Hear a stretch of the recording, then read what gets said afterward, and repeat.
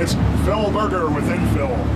It's unfair to judge buildings before they're built, particularly on the basis of pictures and drawings and plans.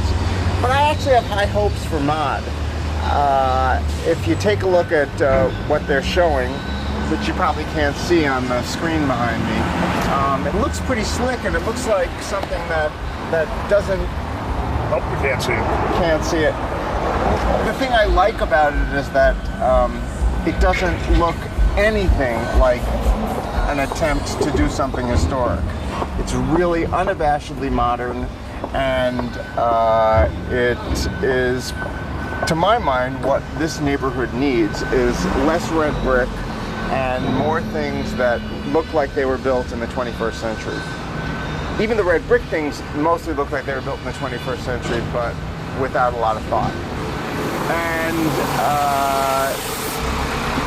again, the sales center does not give you much of an idea of what... The sales center doesn't give you a really good idea of what the actual building is going to look like. But go take a look at their website and you see what you think. Good. Looks like a nice little tavern here. Have you been in the third rail? I have not, but I mean, you know, I'm happy when I walk along. Not because you were afraid to step on the third rail, is it? Not at all, really. I'm fearless. But what makes me happy is when I see not even afraid of bad storefronts. puns?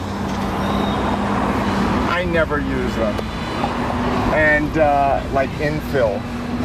But I love it when a storefront is preserved, because in a commercial district like this, that's what it's all about to me, is preserving the streetscape.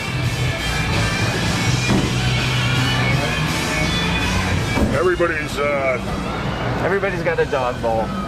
Either for the dogs or the falling down drunks. Well, interestingly, in the 50s, the 60s, the 70s, this was Skid Row.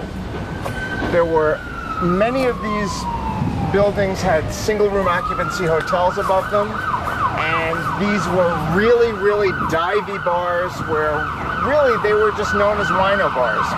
So I think that really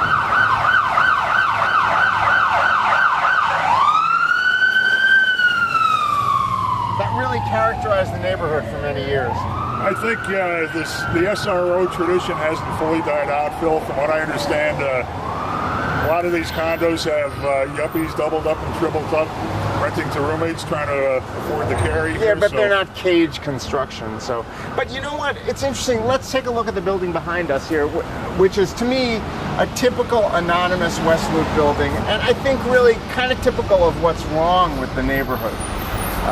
Again, this is a building that's red brick. It has a faux limestone kind of a base, and these ridiculous protruding terraces.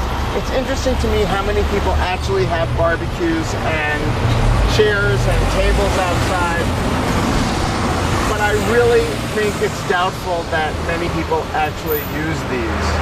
They probably are what seem to be good sales ploys for the original developer, but I just don't think that they are really usable outdoor spaces. Particularly as you hear the number of times that a truck goes roaring by here, it is not really that pleasant to sit outside on Madison Street.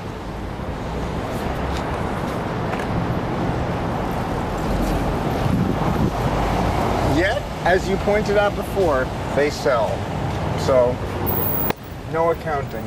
And if you need pots, you've got pots.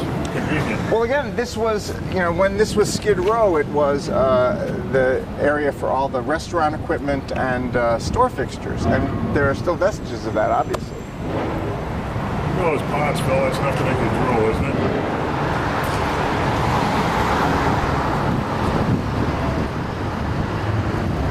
I used to get excited about restaurant equipment, but it's just sort of like it's so available everywhere now that it's lost its appeal.